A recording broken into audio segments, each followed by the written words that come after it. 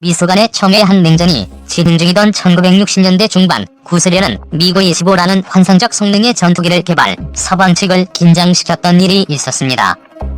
이 전투기는 중동전 등에서 서방 측의 주력 전투기나 미사일 공격으로도 따라잡을 수 없는 마하 3이 넘는 엄청난 스피드로 비행하며 전장을 탈출, 공포의 전투기 수준으로 서방 측을 일명 미그 쇼크에 빠뜨렸습니다.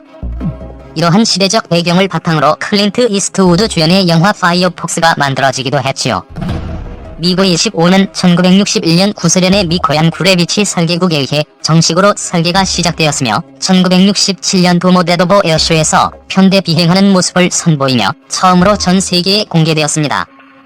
서방 측의 맹주였던 미국은 현재 보유한 F-4 팬텀 정도의 전투기로는 구스련의 미그-25를 결코 대적할 수 없다는 강박증에 시달리게 되었고, 소련 상공을 고공고속으로 침투하려던 신형 전략 폭격기의 개발마저 중지하게 됩니다. 마하 3급의 전략 정찰기였던 SR-71 블랙버드의 운용에도 제한이 가해졌으며, 또한 전술적으로는 F-15 이글과 F-14 톰캣라는 걸출한 전투기들을 개발하는 원인이 됩니다. 그러나 미그-25의 드라마틱한 스토리는 여기서 끝나지 않았습니다. 1976년 9월 6일 구스련 방공군의 미그-25 조종사 빅토르 이바노비치 벨렌코 중위가 해당 기체를 타고 일본 홋카이도의 하코다테 공항으로 망명해온 것입니다. 오늘날로 치면 미국의 F-22 전투기가 중국이나 러시아에 착륙한 것과도 같은 엄청난 사건이었습니다. 이 사건으로 인해 구스련은 심하게 체면을 구겼고, 공포의 전투기였던 미그-25 폭스베트의 비밀이 서방 측에 낱낱이 공개돼 미그-25에 사용된 기술들은 미국 기술자들을 크게 놀라게 했습니다. 연료 효율은 매우 나빴지만 단순한 구조로 마치 로켓처럼 엄청난 힘을 내는 엔진과 초고속 비행 시의 높은 온도에서도 기체의 강도를 유지하기 위해 스테인리스 재료를 광범위하게 사용한 점은 실로 항공기 디자인의 상식을 벗어난 것이었습니다. 좀 과장시켜 말하면 서방 측의 전투기들이 조금이라도 무게를 줄이기 위해 알루미늄 그리고 값비싼 티타늄 재료를 많이 사용했었던 것에 비해 소련 기술자들은 무겁지만 강도가 충분한 강철압금을 사용했고, 더더구나 단순 무식하게도 리벳을 이용해 거칠게 조립해 놓은 모습에 미국 기술자들은 실로 경악을 금치 못했죠. 그러나 그 어떤 것보다도 그들을 놀라게 한 것은 바로 진공관이었습니다. 기수에 장착된 거대한 레이더에 무려 진공관이 사용되고 있었던 것입니다. 미그-25의 스머치-A 레이더는 그 무게만 500kg 가까이 나가는 엄청난 구성품이었습니다. 게다가 60년대 중반에 트랜지스터가 이미 일반화된 시점에서 서방 측을 공포에 떨게 했던 공포의 슈퍼 전투기에 오래전에 한물간 구식 전자부품인 진공관이 사용되고 있다는 것은 실로 깜짝 놀랄 일이었습니다. 이 레이더에 사용된 3급 진공관은 6033이라는 모델로 놀랍게도 오디오용 부품으로 아직도 생산되고 있습니다.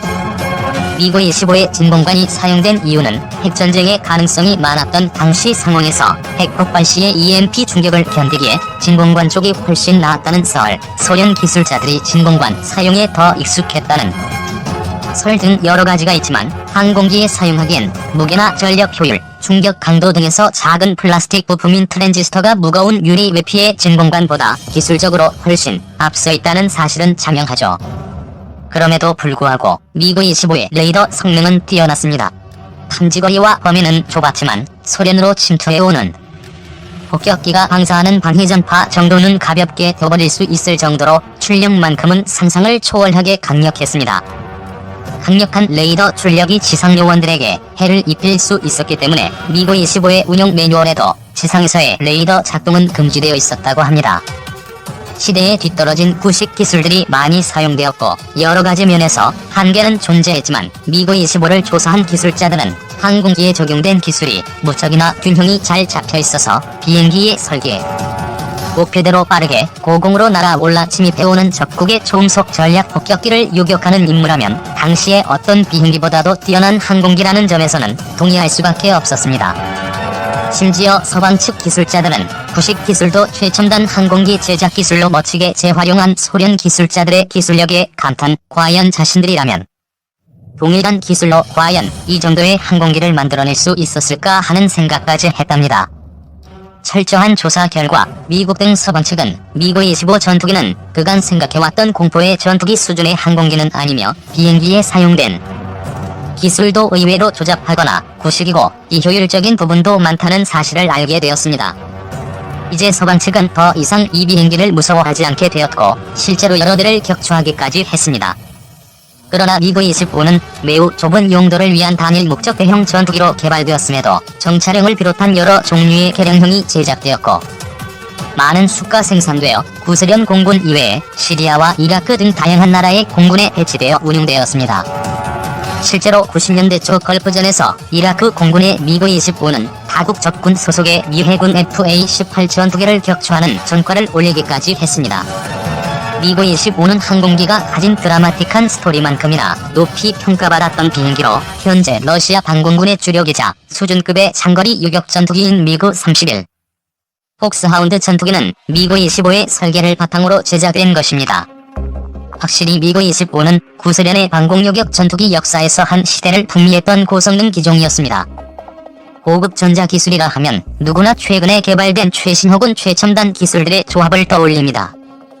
그러나 인공위성 등과 같이 목표 다음으로 신뢰성이 극히 중요한 영역에서는 아직도 구식 전자부품들이 광범위하게 사용되고 있습니다.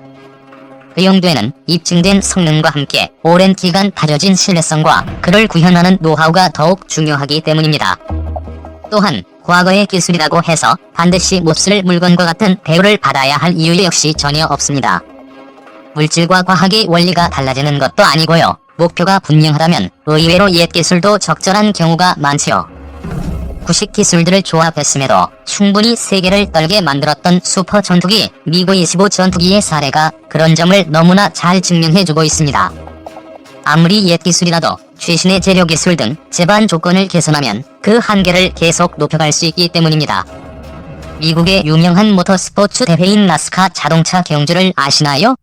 F1 그랑프리 나르망 24시간 레이스가 최첨단 자동차 기술의 경연장이라면 나스카 경주는 실로 구식 기술들이 벌이는 예술의 향연입니다. 모든 자동차 경주 대회는 참가하는 차량들의 기술적 제한 조건을 매우 엄격하게 정하고 있는데요. 나스카 경주 대회에 참여하는 자동차들은 일제의 전자제어 기술을 사용하지 못하도록 하고 있다는 점이 특징입니다.